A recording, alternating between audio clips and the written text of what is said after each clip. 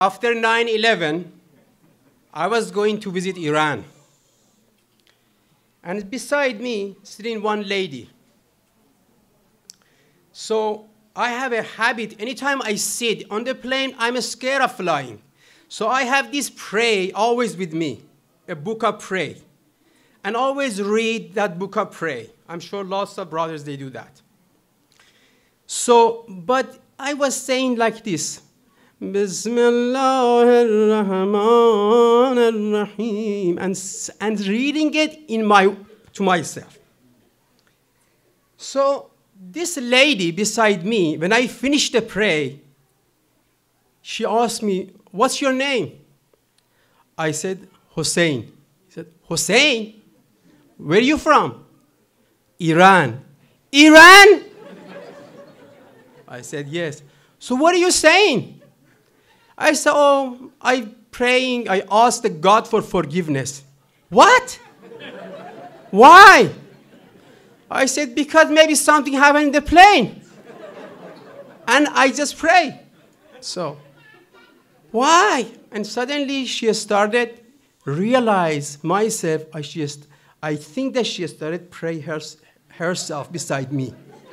No, I am praying for the safe arrival to my destination, and she's maybe praying that, oh God, change his mind, doesn't explode it. This crazy Hossein from Iran doesn't explode the plane.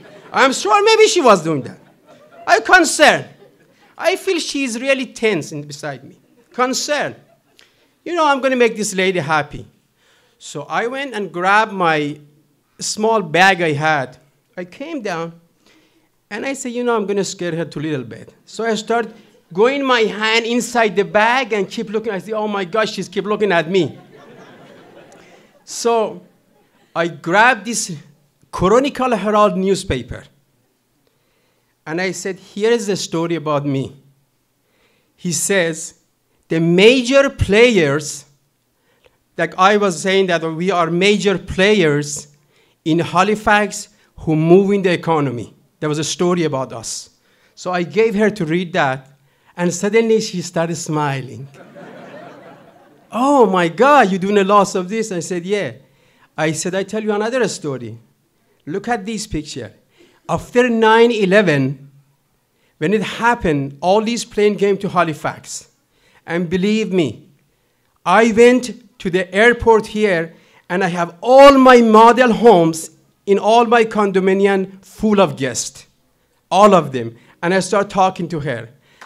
So, and she started just smiling and say, I'm sorry. I said, no. He said, I know, it's the media, it's not you. So, Honorable Jeff Regan and Kelly, Mike Savage, Jim Bailey, our distinguished guest. Assalamu alaikum and good evening. On behalf of Al-Rasoul Islamic Society and my brother Talib, thank you. Thanks for everybody for attending. In this life, we are facing lots of challenges and problems, and always from deep inside looking for a magic solution. The Ramadan message gives us the magic solution to live in love and peace. That's the message of Ramadan. And there is a lot of stories in the world that how love can make a peace. Means love for your family, love for your friends, love for your community, love for your country. When I say love for country, my partner Talib is always tell these politicians, I love Canada more than you. And these politicians, they look at him and say, he must be crazy. But he explained to them why I'm saying that.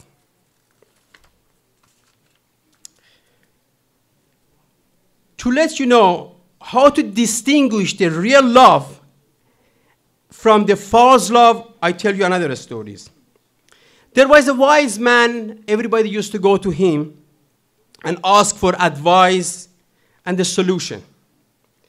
So there was a group of people, they went to him and asked him, how do you distinguish the false love from the real love?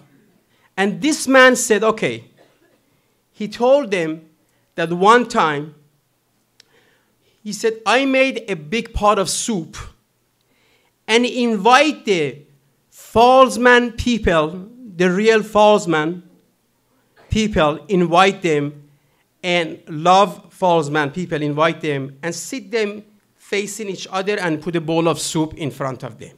And he gave each individual a 1 spoon, a meter long. And he said, here is the soup, eat. Now the men's, this group of Falls love man, they're sitting facing each other and soup was there. And he looked at this man and said, he must be crazy. How can a meter of the spoon I can eat this soup with it? So they said, no. They walk away. No, he invited the real love groups. They came, he gave them the soup, facing each other, sitting, like these are sitting here, the others sitting there. Give each individual, again, 1 meter long spoon.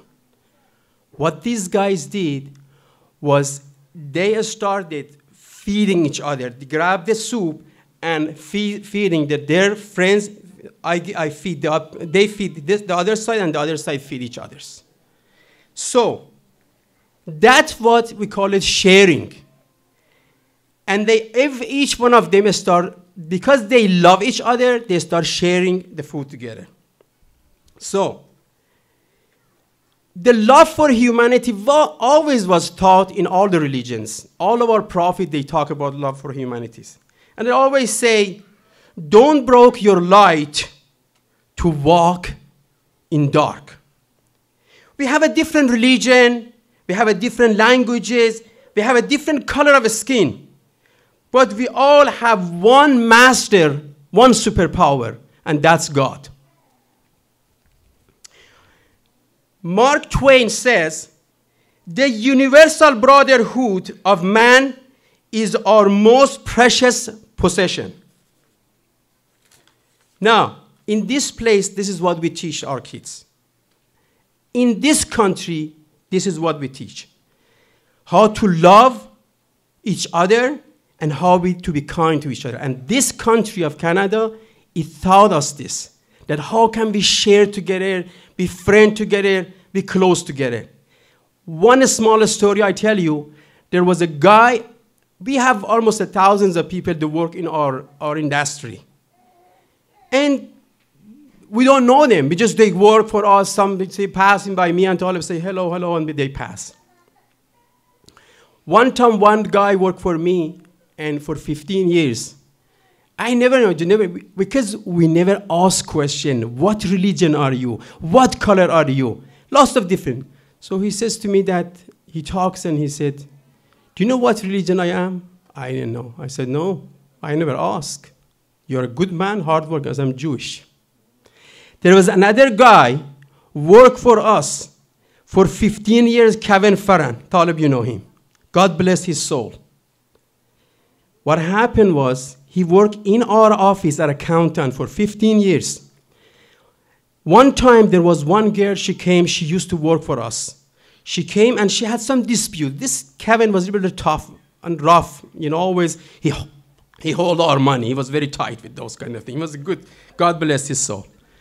So he came and he says, this lady came to me, he says, listen, this guy crazy, this, you should let him go. And it brought lots of people upset about him. I said, no, this is not something to do with manager. I don't get involved in this. He said, do you know this guy? Are you Muslim? I said, yeah, I'm Muslim. He said, do you know this guy is gay? Suddenly, in a second, I look at him. I said, you know what? You better get the hell out of this office and don't come back here. Because the gender and these kind of things in this community, it doesn't mean nothing. You do not ask questions. That's what me and partner we are. And we are so close to everybody, and we look at everybody equal to us. Now, ignorance and inconsideration on the two, ignorance and inconsideration are the two great causes of the ruining of mankind.